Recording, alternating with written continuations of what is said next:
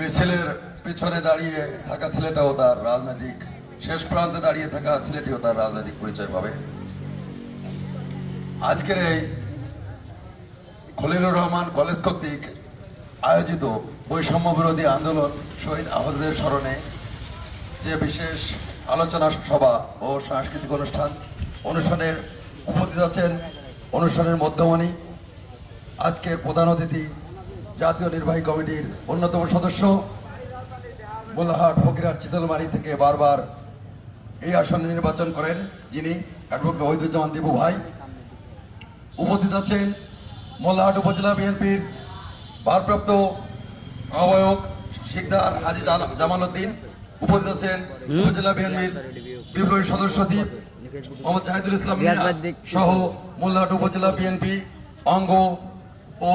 অঙ্গ সংগঠনের সকল নেতৃবৃন্দ সহ বিশেষ করে আমার প্রাণপ্রিয় সংগঠন ছাত্র দলের সকল নেতৃবৃন্দ, কলেজ কমিটির সকল নেতৃবৃন্দকে ও এখানে উপস্থিত আছেন আমার প্রাণপ্রিয় অনেক শ্রদ্ধাভাজন শিক্ষক এবং মিডিয়া কর্মীকে আমি ধন্যবাদ জানিয়ে আমি এখানে বলতে চাচ্ছি যে বৈষম্য বিরোধী আন্দোলন করেছেন বাংলার সকল জনগণ।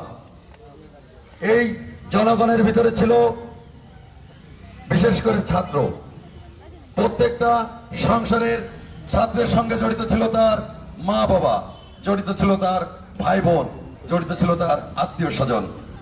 আমি কেন বলতে চালাম 55,177 বর্গ মাইলের প্রত্যেকটি লোকজন ছিল বৈষম্য বিরোধী আন্দোলনের সঙ্গে।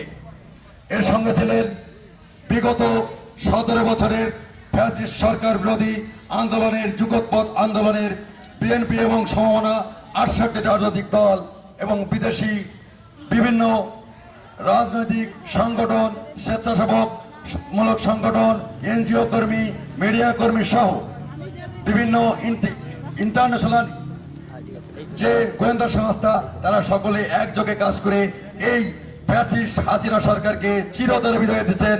এবং বাংলাদেশের ইতিহাসে যে নগণ্য ইতিহাস, শেখ হাসিনা বাংলাদেশ থেকে একবার পালেনি। উনি 2007 সালে চোখ দেখানোর নাম নিয়ে একবার পালিয়েছিলেন, আবার 2024 সালের আবার পালিয়েছেন 25 আগস্ট, 5ই আগস্ট। শেখ হাসিনার বাবা পালিয়েছিলেন 1971 সালের 24শে মার্চ রাতে। আমরা বৈষম্য বিরোধী আন্দোলনের সকল শহীদদের স্মরণে আজকে যে খলিলুর রহমান কলেজ কর্তৃক আয়োজিত যে স্মরণ সভা, এখানে আহতদের স্মরণে এবং তাদের উন্নত এবং সুচিকিৎসা